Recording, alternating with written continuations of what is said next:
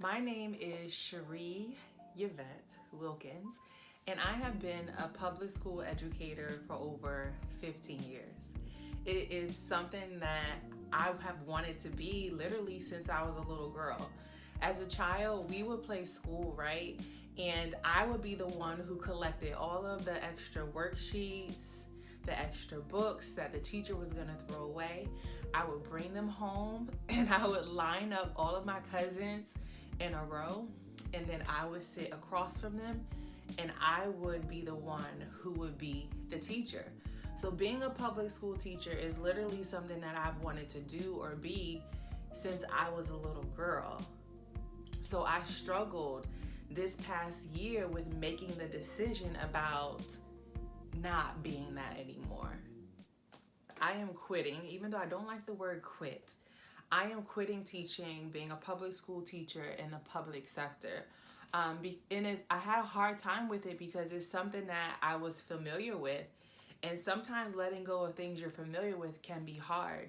But I am spiritually wise enough to realize that my God-given gift to reach children by the masses is not tied to one single opportunity. It's not tied to one single place or opportunity to be given the place to use the space to use that gift.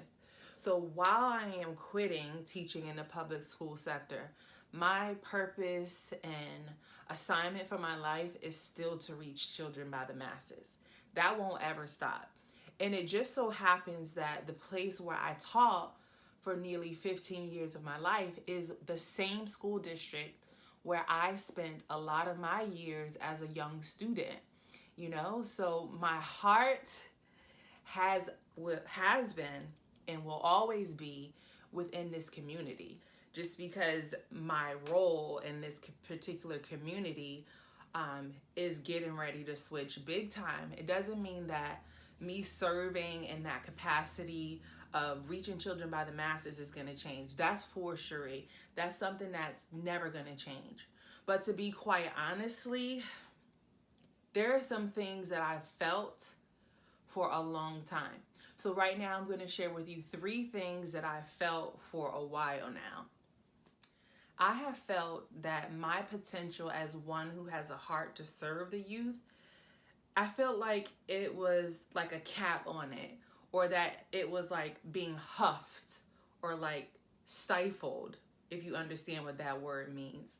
So there would be things that God would be leading me to do, say, be a part of, or create, but it would just be like a ceiling of what I could do in a position of a public school teacher. And well, those of you who are believers are probably thinking, well, if God told you to do it, then God's going to make it happen. But you see, the thing is, about 7 years ago, I specifically heard God tell me that I was supposed to leave my position as a public school educator. I never forget, I was walking down the hallway of the school where I was teaching, walking specifically past the cafeteria or gym, and then I literally, God spoke, and I was like, what? You want me to do who? What? And I never listened. So if you're a believer of God and you know how God works, that is being in a place of delayed disobedience. Like me not moving on to the things that God had placed in my heart and mind at that time is an example of delayed disobedience. So of course, if there were things that God was telling me to do, to be, to say, to speak, and create, of course they're not going to happen the way He told me to do them, to create them, or be received in the way He told me to say it, is because I was acting from a place of disobedience. Like sticking to that place of being a public school teacher after He already told me that it was something I was supposed to move on from, even though it had been a place of comfort for me for so many years, is because it's always what I've seen myself doing since I was a little girl, is an act of disobedience. And I don't want to be in a place of delayed disobedience. I know that my assignment or my purpose is tied to lives, children's, families. So I don't want to be in a place of delayed disobedience anymore. And I don't want to hold on to things, including positions or jobs, just out of comfort or familiarity. Secondly, I felt like, or I feel, and I know there's a lot of teachers that will probably relate to this. I feel like there's a lot of administrators who operate outside of school buildings who pass down a lot of procedures, mandates, policies that have nothing to do with the individual students that are sitting in your seat. And I felt like that. And I felt like they had nothing to do with the academic, social, or emotional well being of the children first, or the families, or the communities. But it was like you'd have to submit to those things, even though in your spirit, in your heart, in your mind, in those little minds in your seat, you knew that there was something different that you needed to do, or a different approach, or something that you didn't even need to follow through with, i.e., like all of the testing and all of that kind of stuff. But it was like when you're in that position of a public school teacher, or you're working under the administration, you'd have to submit. And then if you didn't submit, then you would be marked down on your observations, or you would be seen as, now my quote, stirring the pot. And I don't want to work like that anymore. I don't want to stifle my gifts. I want to do for families and students and people what I'm led in my heart and my mind to do, and what they're telling me or showing me that they need. Like, as an educator, we are professionals, and sometimes in the public sector, your ability to be a professional and make those decisions are kind of cramped by policies, regulations, rules, standards that are passed down by administrators who operate outside of the building. And I don't want to do it anymore. Something that I have felt for years and years and years and years and years now, and if you know me personally, or if you're a coworker of mine, then you already know this, is that I have a strong desire to go beyond like textbooks and academics and curriculum to feed the social and emotional needs of children, families, and communities. That is like really big for me, like that social emotional learning. And as an educator in the public sector, not to say that anyone neglects that, but sometimes it's just so hard being one person with one school counselor to feed the social emotional needs of the learners in front of you, right? It's so hard to do it within yourself. Especially probably going to be even more of a challenge for educators with the pandemic that we have experienced in across the globe. So I've had a strong desire, and I'm led by God to go deeper than the academics and textbooks. And I also feel like I know I have the ability to nurture and to give tidbits and help to educators, administrators, or organizations that also want to do the same, right? They want to feed the social emotional needs, or they just need techniques, tips, strategies in a person outside of themselves to help reach, the kids, not just kids, but also families and communities on a deeper level. I want to serve in that capacity. And being in the classroom as an educator is so hard, to be a present educator, one who thrives, but also have this huge desire to serve the social emotional need, to be able to build more resilient kids. You can't do it all. And my desire to serve in that capacity is stronger than just only focusing on textbooks and academics. I know that there's something bigger and on purpose for me, for this period in my life, that I'm supposed to be pursuing. I really want to be a better service to families, to children, communities, and even educators, to be able to help build in the areas of social emotional needs, ACEs, or adverse childhood experiences, trauma, and being trauma informed. Like, I really have a strong desire to really be of help in that capacity. And I know that if I stay within the realms of a public school teacher, there's only so much you can do. There's only so much time that you can volunteer. and so many ways you can split your attention. And I know that it's time for me to let go of one opportunity to teach to be able to fulfill something I felt a strong desire for a long time now. My life is just different than what it was 7 years ago. It just started off with just me and my little Ailani as a single mom, and then I got married and it became the three of us, my husband, Mr. Alan Wilkins. It became the three of us, like perfectly blended. And it was just us for many years. And then we introduced little Miss Lily Jean into the picture, who's a complete joy and a sass at the same time, but we love it. And now in October, there's going to be 5 of us, and I'm just like so excited. As you probably already know, if you have subscribed to the channel, I'm about 28 weeks pregnant, and there's going to be 5 of us. So what I'm trying to say is that my life is just so different than it was when I imagined it, even as a little girl. My life is just different. And to just hold on to that picture when things aren't what I imagined it in the beginning, you know, isn't what God would have for me or how he would have me go about life, right? So I have had the desire for so long to just be a stay-at-home mom who serves in her calling. Like, that desire has been so strong.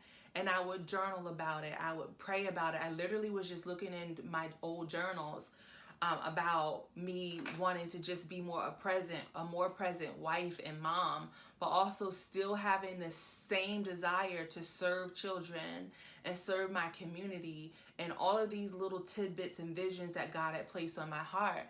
But they weren't lining up the way God had given them to me because I was operating in a place of delayed disobedience.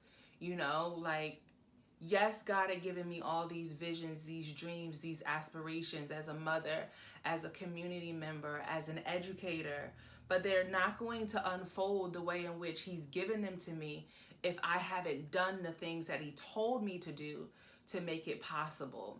So literally, God would tell me new steps to take, you know, to make sure I get to that place of being where he needs me to be, to not just serve my own family, but to serve my local community as well. And it went so detailed as to tell me to write my own job description for me and my husband to educate ourselves in certain areas. So I know that it's not, if I were to stay in my public school education job title, then I would still be acting in a place of disobedience. And I don't want to do that. I just don't want to be in that place, to just be spinning, you know? It's not fun. And another thing is, although I never really viewed what I've done in the public school teacher as work, I have worked since I was 13 years old. Like, my first job, I had my working papers in Virginia to work in an elementary school as a camp counselor with kids. I have been working since that point, since I was 13. You know, there would be small breaks here and there, but I've literally been working and providing for myself and making an income since 13. And I have never been a mom of 2 little ones at the same time. Oh my gosh, I'm getting emotional. I have never been a mom of 2 little ones at the same time. And if I can be honest and transparent, which I strive to be Teo, transparent, authentic, and open. If I can be honest, that makes me a little bit nervous because I've never done it before. I've never been a mom of 2 little ones before. And then add in a teenager who is now at the point in her life where she's trying to find herself to be able to assert herself in this world. And you know what this world is like. So if my desire is to be more present in my home, then I need to go after that desire, because God has given me these children to be stewards over their lives. And also I need to be a steward over my gift, but my priority is to be first and foremost in my home. And I know a lot of moms could relate to that. And in no way am I saying that you can't do both. In no way am I saying that if you work, then you're absent. I'm not saying that. I've done it. I did it for a while. Like, I wasn't always married. There was a point in you can go watch the videos on the channel. I'll link it in the cards, where my life was completely different than what it is now. So in no way am I saying that if you work, then you're going to be absent. But what I am saying is that for me, for Sherrie Yvette Wilkins, for a time such as this, these are the changes that I need to make. So if I have to quit and stop being in a place of delayed disobedience, then I need to quit. But that may not be for you. That may not be your journey. That may not be your desire. So in no way should anyone compare their journey or their story to what I'm speaking on today. And one last thing, if I can be less spiritual and continue to be Teo, transparent, authentic, and open, and I want to be sweet at the same time, but I just need to be honest. Like, imagine being a person, or imagine working with a person who doesn't respect you or your gifts or your professionalism, what you have to bring to the table, or maybe not even respect some of the position of some of the amazing educators you've grown to love. Imagine you work with that person on one level, right? And you just tolerate it. But then you find out that they become the boss. Why would you want to work with that? But in all seriousness, why would I want to work under that type of leadership, right? If I already know that it wouldn't be right for me. I don't want to work in that type of environment where my God-given gifts may continue to be stifled, or I act from a place of delayed disobedience and continue to demonstrate to God that I'm not trusting him on this journey. So you're probably like, okay, Sherrie, what's next? Like, what are you going to do now? What's next for me is just really growing my 3 babies. Like, I'm really excited about being able to continue to be more present, because when I packed up my classroom in March when the pandemic started, I didn't realize that at the end of that school year, that would be my last time packing it. So I'm just excited about continuing to be present for now my 3 babies, and also finally being able to offer services for my business, Best of Me Youth Enrichment Services, the way in which I wrote them out in my business plan so many years ago. So I'm so excited about that. So be on the lookout for the updated website, which is bestofme.us, or you can just read in the description box the services that I offer currently and that I'm excited about being able to offer in the near future.